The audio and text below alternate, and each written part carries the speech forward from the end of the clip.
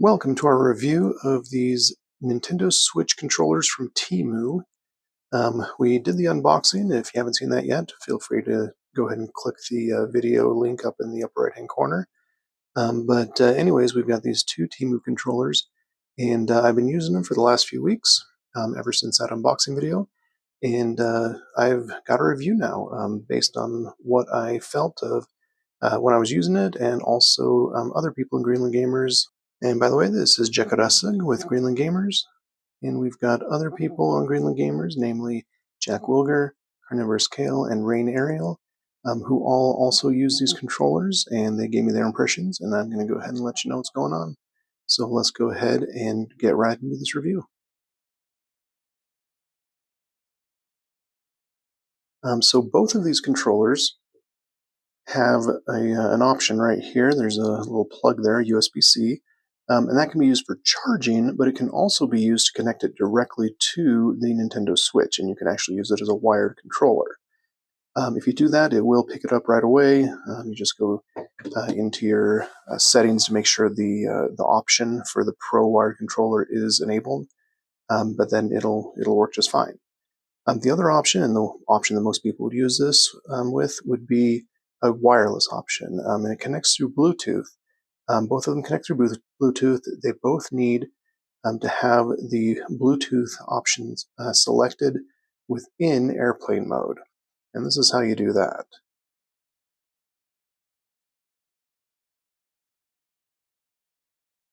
Once the Bluetooth option is enabled, then you will go ahead and either, both controllers do it the same way, you either hold down the Y button and the home at the same time, and that'll put it into pairing mode like that. I'm not near my Switch right now, so it's not going to find anything. But the other way is to just hold down the home key for 3 seconds, and it'll also put it into that mode. One thing with each controller is that they are Bluetooth, and so it doesn't have to be connected to the Nintendo Switch. You can actually use them in other things, like, for example, cell phones, Android or iOS. It's also possible to use it on a Windows computer. I'm not sure about a Mac computer or a Chromebook. It didn't say anything about that in the manual. And since I'm completely using it for a Nintendo Switch, I'm not interested in really trying it out. Feel free to try it out yourselves, though. As far as the quality of the connection, I never had any issues. I and others on the Greenland Gamers team would sit as far as, I'd say probably about 20 to 30 feet away, and we'd still have great connectivity, no issues at all. I don't think that's a problem. I don't think there's an issue at all with connectivity. Just like regular Bluetooth, it can go up to about, I think they say 30 meters, if I'm not mistaken, or maybe it's 30 feet. Whatever it is, it'll probably be fine. As long as you're able to see the screen, you'll be able to use these controllers. As far as how comfortable these controllers are, this is the one I prefer out of the two, but it's a personal preference. This one is not rubbery. It's definitely plastic, but it's got some texture on there. You can kind of see the texture maybe, but it definitely has a better feel to it for me. As far as the how well it responds, it's great. I mean, it's very responsive, no issues at all as far as any of the button pushes. Everything works well. It's got some macro buttons here. We'll talk about those later. It's got a light button. That one is really comfortable. This one is more of a rubberized grip. The top up here is all plastic, but right down here where you hold on to it, this is rubberized. It's still comfortable, and actually I believe Rain Ariel felt this one was better for her. But it's a little bit smaller in my hands, so maybe that's why I'm not as big a fan of it, since I have larger hands. But it's still a good controller. Didn't have any complaints about its responsiveness either. It worked quite well. Everything works just fine. One thing is these back ones don't have quite as much play. Not quite as much play as this one. And typically you say play is bad, but this one, it's just, it feels smoother, I guess is what it is. So that's one thing I do like about this one. But either way, both of them I believe would work just great. They both feel comfortable enough, and it really is a personal preference as to which one feels better in your hands. Compared to my previous controller, which was a Power A wireless controller, they both feel great. I mean, the other one felt good. These feel great. There really isn't much difference. So just choose your own preference on these. Both of these controllers have pretty good battery life.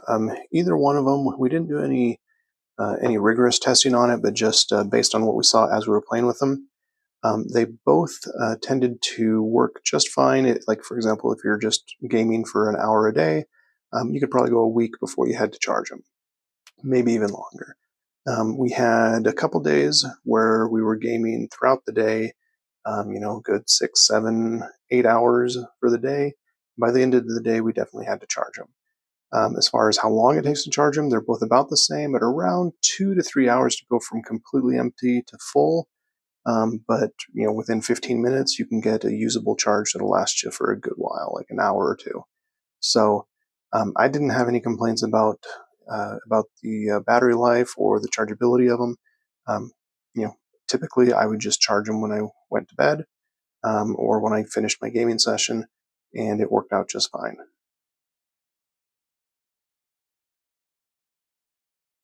Both of these controllers have turbo functions. They're very similar. For example, this one has the T right there, and this one in the same location also has the T right there for the turbo. It's really hard to see on this one for some reason in the camera, but the T is right there. I'm going to go ahead and use this one for showing you the process for turbo, because we're going to use the other one for macros, because this one does not have any macro buttons on the back, unlike the white controller. But this one, it uses the same exact process for turbo stuff. So basically you just hold down the T and you hit the button you want to turbo. And there you go. Now it's set to do Y on turbo. There are 3 different levels of turbo, just depending on how fast you want to do it. And in order to switch it, you just hold the T and you either go up or down on this right joystick. And it works quite well. Basically, you just hold it down and it shoots just like any turbo would. I don't have a lot of games that would use turbo. In fact, a lot of games nowadays don't really use turbo too much, just because a lot of times when you're shooting stuff, you hold down the shooter button in order to charge up a weapon. So I don't know how useful the turbo is, but I'm sure there's some games out there that I just don't play very much that would actually be very good with turbo. So that's a nice feature. As far as macros go, you've got the macro buttons in the back here. Just flip them over here. Got the M1 and the M2. These buttons allow you to program other things. So, for example, if you want to get the macros going, you just hold down one of the macro buttons and you hit the minus. That puts it into macro mode. Then you push the buttons you want to do. So say you want to have, like in Mega Man 11, jump and shoot, BY. Then you just hit the macro button again, and it stops the recording of the macro. And now anytime you use that specific macro button on the back, you will do BY. So you can do a huge thing if you want, do like 20 different things. Actually, I don't know what the limit is. Never tested it, but it could be useful in some games. I'm not sure exactly how useful it is. I do know that you can program it, for example, to be just one letter or one button. So you could do macro just Y and have your Y, like for example, if you're playing Super Mario Wonder, you could have your Y be on turbo and your M2 or M1, whatever, be on Y. And that way, if you want to run fast, you just hold down the macro. If you want to shoot fireballs or bubbles or something, you hold down the Y. And that way you get the turbo on that, but you don't have to worry about not being able to run fast, because of the turbo going, you just hold down the other button. So it does have its own use, but I'm sure all of you will figure that out a lot better than I would. I just don't use it very much. Both controllers have, as expected, motion control, the 6-axis gyroscope, whatever they call it, but motion control works great. I've been using it in my Tears of the Kingdom playthrough, haven't had any complaints at all.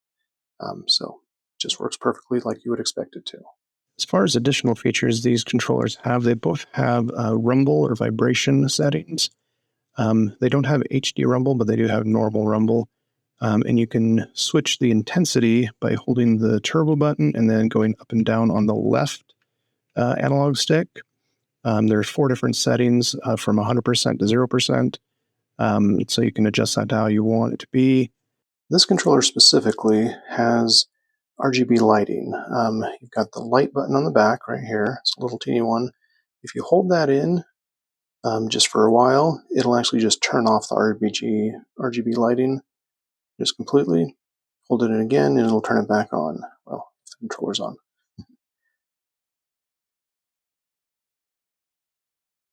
And there we go. If you want to make changes to what the RGB lighting looks like, you can hold in the light button and press this, and that goes between the modes. You've got a pulsing mode and some other stuff. Turn that back on. If you want to switch, for example, to a solid color, you can hold in the light and hit the left one, and it changes which solid one that is. Change it to whatever your favorite color is. Basically, it's one of those things where it's a nice little feature. If you like it, more power to you. If you don't, just turn it off. But it's cool that they include that as an option. Neither of these controllers has any NFC or Amiibo functionality.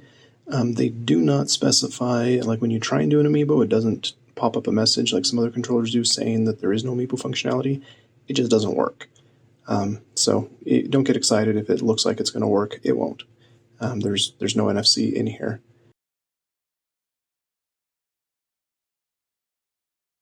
How long do I think these will last? Well, that's hard to answer because I've only been using them for a few weeks, and they are Temu products, which means you may or may not have a good thing. Temu is kind of known for hit and miss. Sometimes you get really good stuff, sometimes it's kind of cheap. So far, I'm impressed with both of these controllers. Considering the fact that each of these controllers was sub $15 on Temu, and the next cheapest controller you can get that's similar to this, not on Temu, is probably around 50 or 60 bucks. You might be lucky and get one for 45. You could buy 3 or 4 of these for the price of one normal, actual Nintendo licensed controller. So value-wise, these are an extremely good value.